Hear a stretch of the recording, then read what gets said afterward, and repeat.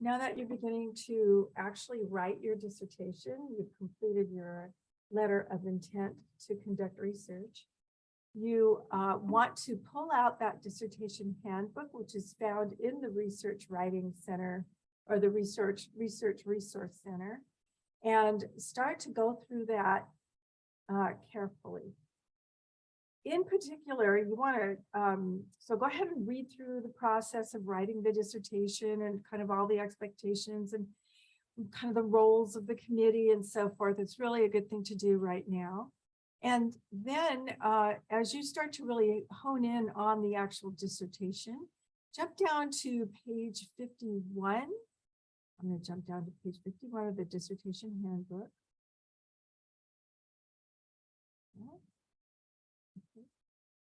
Actually, 50, and we have the Appendix B, the dissertation checklist, okay? And this is everything that is expected to go into the dissertation. And so inside of that dissertation are your chapters, your references, appendices, and so forth. And your and then here's some general writing guidelines. And then it jumps down to the chapters, each chapter. And these are the detailed expectations and requirements for the UAGC dissertation. So look at that handbook and look at chapter by chapter, particularly when you begin a chapter. So if you're starting with chapter 1, go ahead and look at that carefully and think about how you're going to meet, what arguments you're going to make that support each of these expectations for chapter 1, okay? And then, and so same with the chapter 2 expectations and chapter 3 expectations. I want to give you a heads up on chapter 3. There are 3 sections or type, depending on the type of study you're doing. If you're doing a qualitative study, then here's the section of requirements for a qualitative study. Okay. If you're doing a quantitative study, here's all the expectations.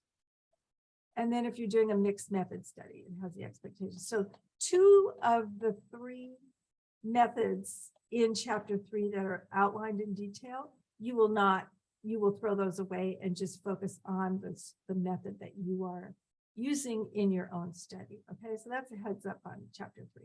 You can go through the other chapters in the dissertation handbook on your own. Okay, but I want to show you.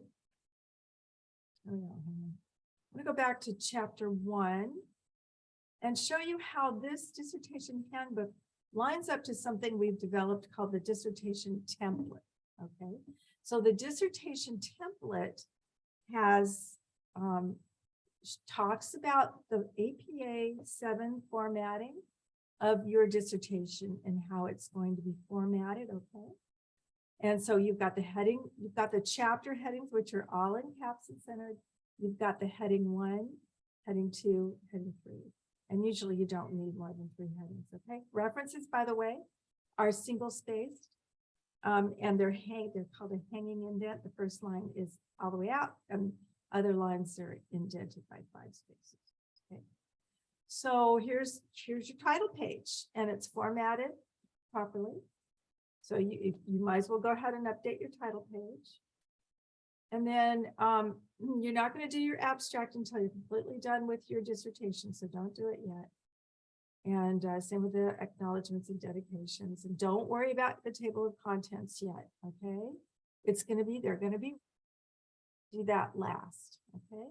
All right, let's jump down. Now remember the navigation pane that we have over here. And if you're not seeing a navigation pane, we go into the Microsoft Office ribbon, say view, and turn on, off the navigation pane. And if you're seeing something like that, it means you don't have the headings tab clicked. Once you click the headings tab, you are seeing everything that is either heading 1, heading 2, or heading 3, okay? So I'm gonna jump down to chapter 1 now. All right. For chapter 1 introduction, do not type your introduction until you're finished with your chapter 1. And same goes for the summary. Just leave the introduction and the summary alone for all your chapters. until you get to, until you've finished writing that chapter, okay? So general statement of the problem, purpose of the study. And this talks about describe the practical problem, the need for it to be addressed. Let's see how this little prompt corresponds to the dissertation handbook, okay? So here we go, dissertation handbook, okay. So there's the practical problem and supports the existence and impact of practical problem with documentation. So that's pretty similar, okay? Let's go to statement of the problem. Now notice the statement of the problem has more specifics than the template does, okay? So that's why you need to go back and refer to your dissertation handbook throughout this writing process to make sure you're touching on every detail that is expected in the dissertation handbook.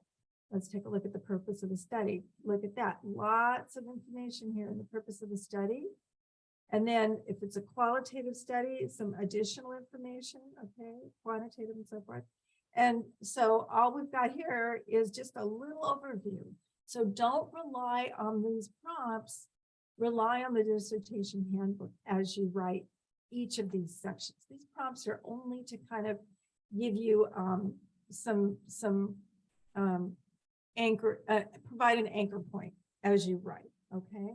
Now, the other thing that you want to do as you write is you want to look at other people's dissertations, people who are now doctors, who have their dissertation, they've gone through the UAGC process and are now have their doctoral degree from UAGC. So stick to the UAGC dissertations as you write when you're using them as a template for your own writing, okay? Because those have been approved and passed. All right, so this is the dissertation template. Go ahead and look through it and start to think about what you want to write. You may want to actually put in a little outline of your main arguments, point 1, point 2, and just kind of outline before you start writing, okay? And so that this will be a really helpful. And again, this is in the format of the UAGC dissertation. So one last thing I want to say. So these again are, if you look at if you go to the home tab at the top, look at your styles. These are the different styles for the dissertation template. There's the normal, there's heading 1, heading 2, heading 3, and the references. And so go ahead and try not to mess up these headings as well. Sometimes it happens, it's not the end of the world, we can fix it, but just a tip, try not to mess up those headings. Okay, thank you very much. Have fun.